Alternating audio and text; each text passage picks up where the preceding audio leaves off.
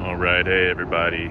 I just wanted to make this video. I had a lot of questions when I was trying to figure out what's the build that I wanted to do for my Ram.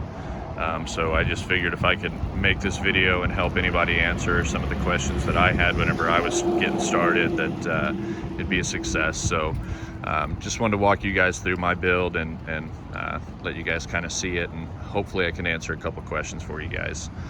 So first and foremost, it's a 2020 Ram Rebel. Went ahead and did a couple things to it. I got new wheels and tires, went with a front end leveling kit, got some fog light covers and cold air intake, as well as the Nerf bars here that you see on the side. So first, the Nerf bars. I've got a very amazing but short wife, so she was struggling to hop into this guy when I first got it. So I went with some rough country Nerf bars. I like these because they're kind of tucked up against the cab. They don't really stick out a whole lot. I wanted something that looked a little bit cleaner and more tucked in, so I thought those turned out really well. The wheels and tires, I decided to go with 20x10 Fuel Rebels. I thought it was kind of, perfect Fuel Rebel wheels for the Ram Rebel truck. I think they look really good. They have a couple different options. I went with the black to complement the black paint. I've kind of always been a fan of the murdered out look. They came out really well, and these are a -18 offset. So for anyone that's getting started, you have positive offset, negative offset.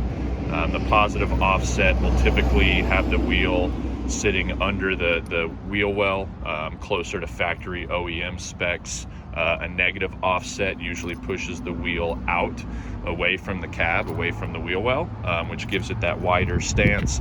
Again, mine is a -18 offset, so they're basically sitting just a little bit outside of the Rebel's wheel well, which is exactly the look that I was going for. Just a little bit of a wider stance, sticking out just a little bit, but I don't really like them with their cowboyed out way wide. This is exactly the look that I was going for. I decided to go ahead and wrap the wheels in some Nittos, but I switched it up and went with the Recon Grappler instead of the Ridge Grappler. For anyone that's familiar, the Ridge Grappler is probably one of the best rated hybrid tires out there. The Recon Grappler is one of their new tires. It's an all-terrain. At least from what I've been able to find, it looks really similar to how it performs off-road as the Ridge Grappler, but this is more so built to perform a little bit better on road, so a little bit less road noise, a little bit better performance, and maybe some inclement weather like rain. I'm in the North Texas area, so we typically just see rain and dry. This thing's on pavement 90% of the time, other than just some ranch lands and some trails. So I wanted something that would be a little bit more geared towards the road for 90% of the time, but still be able to perform anytime I'm on trails. And I think this is the perfect complement for both. It's got a real good look. I think it's an aggressive looking tire, and I love the tread patterns of the Nittos. So it's a 35-inch Nitto Recon Grappler with the 20x10 Fuel Rebel wheels, -18 offset. A couple of my buddies that have seen my truck have asked me about going up to the 35s and if there'd be any rubbing. The answer is initially there was a little bit. So under the wheel well here, now of course it clears just fine, but under the wheel well you typically have a plastic mud guard that goes right here. So we had to pull that off, and then when you pull it off, it exposes a little bit of this metal frame here. It's not the frame, I apologize, but we did have to do just some light trimming. So right here we ended up cutting back about 1/4 of an inch of that metal, and then tying back the wheel well here, tucking it back. So after just about 1/4 inch of trim, and it was no more than maybe just about an inch in width too. So very minor trimming on both sides, and then tucking back the wheel well on the back side of that front wheel. As soon as we did that, they can go to full lock now, both sides, and there's no rubbing whatsoever. So they fit really well. And part of the ability of it fitting well is I actually I did do a leveling kit on the front. So behind here, it's new shocks and coil over, so new spring coil over. Those are the Bilstein 6112, I think is the specific model for it. Typically level kits are about 2 inches, and I think this was 1.8 or 1.9 inches, so it's just barely under 2 inches. So if you kind of get even with it, you can see it's almost completely level with the back now, which is the whole point, right? It's a leveling kit. That's what I was looking for, is just taking away that factory rake and getting a nice even stance. So that's what I did with mine, the Bilstein 6112, and it's basically new struts and coilovers to level out the front with the back, which is also kind of what helped me fit those 20 by 10 wheels and tires on there.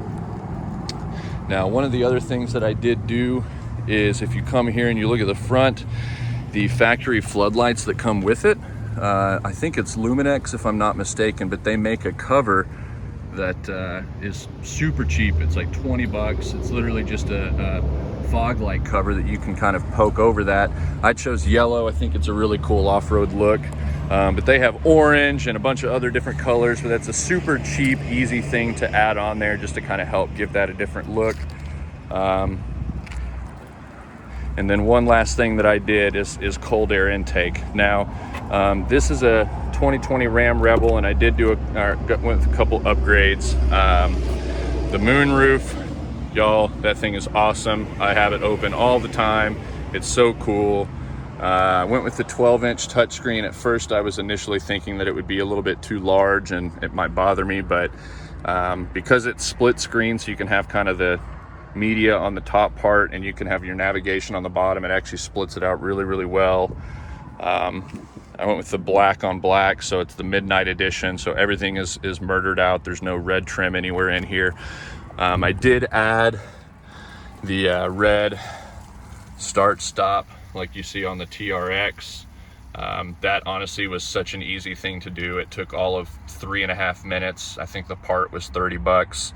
You literally just pop it out of the dash with a plug. But I just think that gives just a little bit of nice red splash here on the dash, but makes it kind of help resemble that TRX just a little bit more. One of the other things that I did add cold air intake,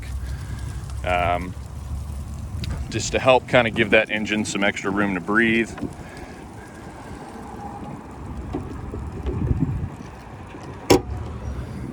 So I went with the S&B Cold Air Intake. This one was not that expensive. I thought it was a really, really good deal. It's great. A little bit of an increase in that throttle response. But one of the things that I noticed right off the bat is how much louder the motor is at higher RPMs. I did not do exhaust to this, so I haven't messed with the exhaust unit at all. However, going from stock, after adding this on, when you really give it some gas and you get up to higher RPMs, you can really actually kind of start to hear that motor come alive, and there's a nice deep growl that gets added to that motor when you're really stepping on it. It sounds really, really good. If anybody has this already, you know what I'm talking about. When you get up and you step on it, it adds a nice little growl to that motor. So for having no exhaust, just being factory, everything else, I think it sounds really, really good. Definitely added a nice touch to the intake and the motor. This one I bought used, so it came with the Rebel badging on the hood and the side. I thought that was a really, really cool touch personally. I don't know if I would have ordered that myself if I were buying it brand new, but after having it, I love the way that it looks, especially on the all black. So that's really it for this. It was the cold air intake, the fog light covers, the leveling kit, the wheels and tires, and those Nerf bars. So again, that cold air intake was S&B Cold Air Intake. It's for the 5.7 Ram V8, which is what this one's got. Again, the wheels and tires, it was the Fuel Rebel 20 by 10. It's got a negative 18-inch offset to kind of stick it out just a little bit, and they are wrapped in 35-inch Nitto Recon Grapplers. But again, with the level kit and the bigger tires, I think it turned out great. One thing for anybody that's not aware, the Ram Rebel already comes with a factory 1-inch lift over their standard trims, which are like the Laramie, the Lone Star, the Bighorn, any of those. So without doing anything to this truck, it's already going to sit 1 inch higher than your Lone Star or Laramie, any of those other trim levels. So when you add a 2-inch level kit on the front, it's basically making that 3 inches taller than factory. And in addition to that, the tires themselves, and you go from the factory OEM tires to 35-inch tires, you're also adding about an inch, a little over an inch of tire height. So for example, the rear is going to be 1 inch over factory, and then you're going to add an inch for the tire height. So technically, over a stock trim, you're actually going to have a 2-inch lift in the back, and then after the 2-inch leveling kit, and then you add the 1-inch factory height install, and then you add the 1 inch to the tire, you're actually going to be sitting 4 inches higher in the front than you would on a factory OEM Lone Star, for example. So just to kind of give you some perspective when it comes to adding a 2-inch level kit, an inch on the tire, and then the truck already comes with a factory 1-inch lift over those others. And so that's kind of why I actually went with the leveling kit instead of an actual lift kit. I know that Ready Lift has a 3.5-inch lift kit that's available for this truck, which would give you 2.5 inches for the front, and I'm sorry, 3.5 on the front, and 1 in the back, 1.5 in the back to kind of bring the whole truck up. But I personally thought that the truck was already sitting a little higher with the 1-inch lift, and once you add those tires, which is going to bring it up another lift or another inch, I think it just looks perfect right now. So thanks for checking this out, guys. I don't know if this is going to help anybody with their build, but if this at least maybe just helps give you an idea for the look or something that you're trying to achieve with your truck, then, you know, it's a victory in my book. So good luck out there, guys, and enjoy your truck.